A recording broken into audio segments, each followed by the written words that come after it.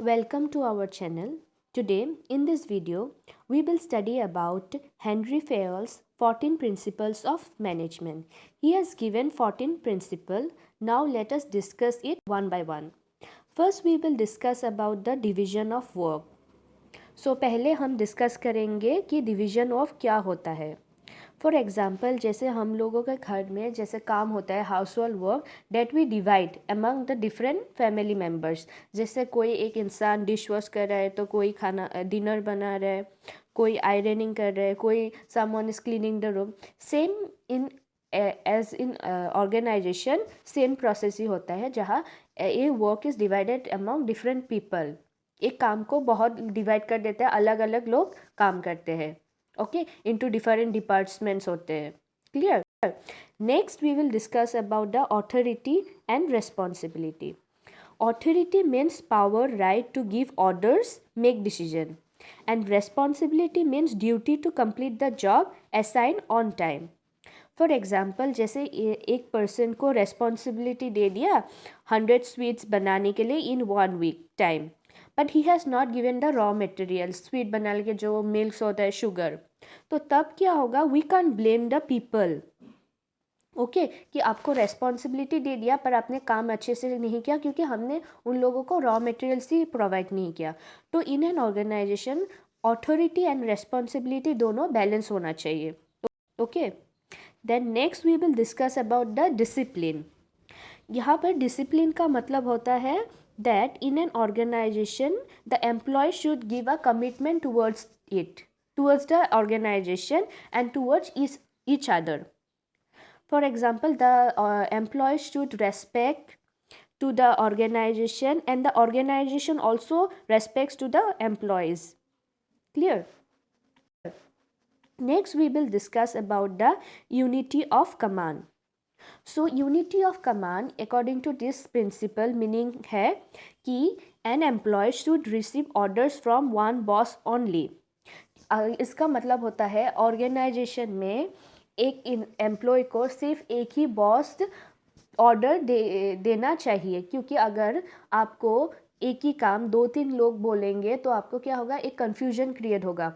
For example आपको एक boss ने बोला कि प्रेजेंटेशन बनाना है, आपको आज देना है, एंड दूसरे बॉस ने बोला है नहीं नहीं कल देना है, तो आपका क्या होगा, आप कंफ्यूज हो जाओगे और आपका प्रोडक्टिविटी एंड वर्क एफिशिएंसी कम हो जाएंगे।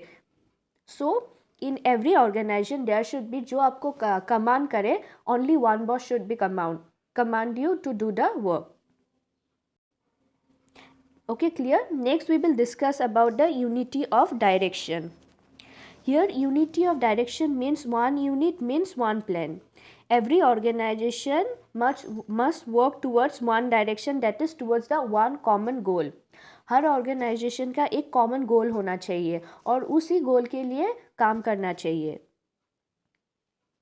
Clear? Clear? Next, discuss about subordination of individual interest to general interest. In an organization हमेशा एक क्या होता है, जनरल इंटरेस्ट होना चाहिए, काम करने के लिए ऑर्गेनाइजेशन के लिए करना चाहिए, not individual profit. For example जैसे एक ऑर्गेनाइजेशन में क्या हो गया, उनको फाइनेंशियली क्राइसिस हो गया और आपका क्या हो गया, सैलरी थोड़ा रिड्यूस कर दिया फॉर दिस मंथ, तो आपको उसी के लिए डिमांड नहीं करना चाहिए, आपको समझना चाहिए कि ऑर्गेनाइजेशन का क्या प्रॉब्लम्स है, क्या क्राइसिस है, क्या हो रहा है। सो हमेशा खुद के बेनिफिट्स, खुद के इंडिविजुअल प्रॉफिट के लिए नहीं सोच के we need to think as a organization, as a general interest of for the organization. उनके बेनिफिट के लिए क्या हो सकता है, आप जो आप ऑर्गेनाइजेशन में काम कर रहे हो उनके लिए क्या अच्छा कर सकते हो। Clear? Next we will discuss about the remuneration of person. इसका मतलब होता है आपको कितना मनी पेड होगा for your work. In an organization क्या होता है, employees in the organization must be paid fairly and adequately. मतलब आपने जितना काम किया उस हिसाब के आपको मनी देना चाहिए, उस हिसाब से आपको पेड करना चाहिए ना। It should not be over paid और अंडर पेड। आपको ज़्यादा भी पेमेंट नहीं देना चाहिए, आपने काम कुछ नहीं और आपको पेमेंट ज़्यादा मिल गया, और आपने बहुत काम किया और आपको पेमेंट कम मिल रहा है। सो फेयरली होना चाहिए। Next, we will discuss about principle of centralization and decentralization. Centralization का मतलब होता है जो power authority lies in few hands at the top level, and decentralization means होता है evenly distribution of the power at every level of the management. मतलब centralization में क्या होता है, कुछ बॉसेस या कुछ top level manager they control everything, and decentralization क्या होता है उसमें और ज़्यादा डिवाइड होता है. सपोज एक बॉस है, उनके अंदर और 3 बॉस है, तो सब लोग हैंडल करते हैं.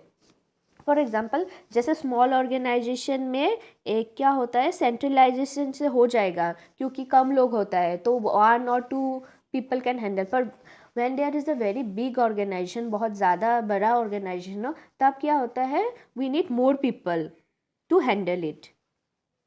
Clear? Next we will discuss about the principle of scalar chain. Scalar chains means line of authority from highest to the lowest rank. For example, suppose आपको एक क्या होता है, कुछ मैसेज या कुछ इंफॉर्मेशन पास ऑन करना होगा. ओके, स्केलर स्केल क्या होता है, इन्हें ट्रायंगल शेप होता है. फॉर एग्जांपल आपको ई से ओ तक एक मैसेज भेजना होगा. ओके, तो क्या होगा, आपके ऊपर वाला सुपीरियर को भेजना होगा. सपोज फॉर एग्जांपल आप ई हो तो आपके ऊपर वाला सुपीरियर डी है, मैनेजर. डी के ऊपर मैनेजर है सी, उनके ऊपर बी, उनके ऊपर ए. तो इन ऐसे चेन के हिसाब से होता है. तो क्या होगा, वो पूरा चेन कंप्लीट होगा तभी आप मैसेज पास ऑन कर सकते हो. पर इसमें क्या होता है, ये बहुत ही लॉन्ग मेथड प्रोसेस हो जाता है. कभी कभी इमरजेंसी जो इन्फॉर्मेशन भेजना होता है बहुत टाइम लगता है और कभी कभी कन्फ्यूजन क्रिएट होता है. उसके लिए फेरोल्स ने एक शॉर्टकट निकाला, उस इसको बोलते हैं गैन प्रैंग. उसमें क्या करते हैं, जो परमिट करते हैं जो आपके लेवल के हो. For example if you are manager और आपके लेवल के जो दूसरे डिपार्टमेंट के मैनेजर हो, आप डायरेक्टली मैसेज दे सकते हो. For example if you are supervisor और आपके लेवल के जो दूसरे डिपार्टमेंट के सुपरवाइज़र, उनको आप डायरेक्टली मैसेज भेज सकते हो without travelling a long chain.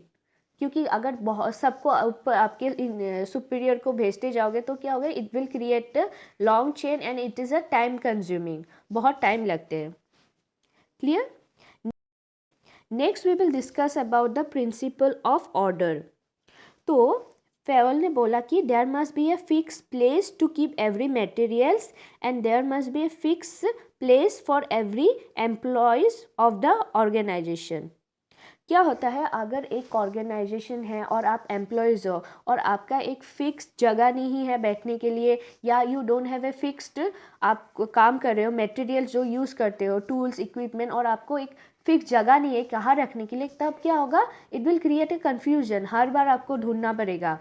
For example आप एक डिपार्टमेंट में आज सपोज मार्केटिंग में बैठते हो, कल आप सेल्स में बैठोगे या परसों प्रोडक्शन में बैठोगे, तब क्या होगा, आपको हर रोज़ ढूंढना पड़ेगा कि दिस पर्सन कहाँ है आज.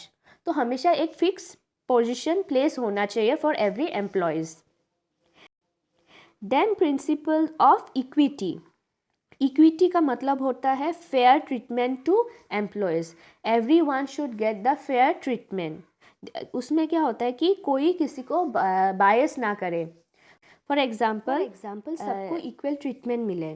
जैसे आपको मेडिकल लीव चाहिए तो उसके लिए आपका पोजीशन नहीं देखना चाहिए कि आप लोअर रैंक में हो या हायर रैंक हो. अगर एक ऑर्गेनाइजेशन में मेडिकल लीव 3 days का है तो सबको इक्वली मिलना चाहिए. That is equity. Next we will discuss about the stability of tenure of personal.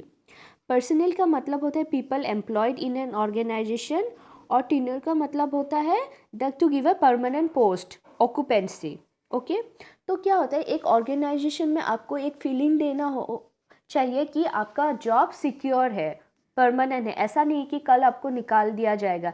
अगर ऐसा फीलिंग हो ना, तब क्या होगा, लोग no they won't work properly, efficiency dedicate करके काम नहीं करेंगे. उनके दिमाग में हमेशा होंगे कि मुझे तो कल निकाल दिया जाएगा, मैं क्यों करूँ काम.